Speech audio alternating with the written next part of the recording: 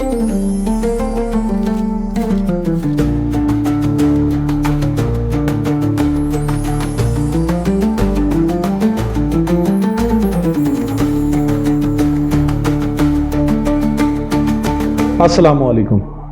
मैं मियां हुजूर का साहबजादा और खलीफा हकीम शारिक अहमद तारिकी जहांगीरी आज एक बार फिर आपकी खिदमत में हाजिर हूँ।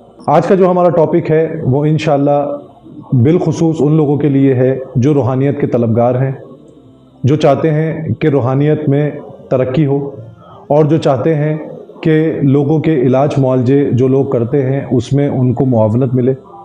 तो उन लोगों के लिए आज का एक बहुत ही ख़ास अमल आप लोगों के लिए लेकर आया हूँ 13, 14 और 15 रजबुल मुबारक के ख़ास आयाम के लिए। वो अहबाब जो नादे अली शरीफ पढ़ते हैं और नादे अली शरीफ के आमिल हैं, नादे अली शरीफ की रियाजत करते हैं और नादे अली शरीफ से लोगों के इलाज मुआलजे करते हैं, तो उन अहबाब को चाहिए कि ये ख़ास आयाम उन लोगों के लिए बहुत कीमती हैं।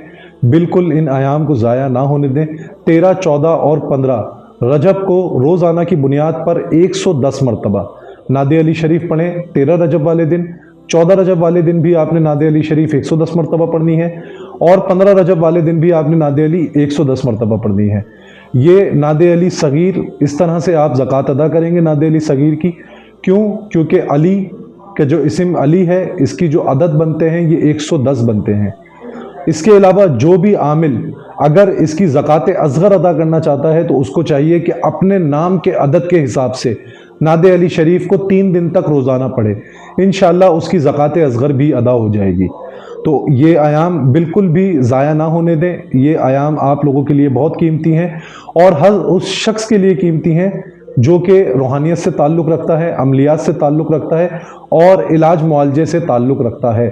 तो ये आयाम आप लोगों के लिए बहुत ज़रूरी हैं। इन आयाम में ये ज़कात ज़रूर अदा करें और इस ज़कात की आप तमाम अहबाब को मेरी तरफ से इजाज़त भी है और जो अहबाब इजाज़त लेना चाहते हैं वो स्क्रीन पे दिए गए नंबर्स पर रब्ता करके हमसे इजाज़त भी हासिल कर सकते हैं।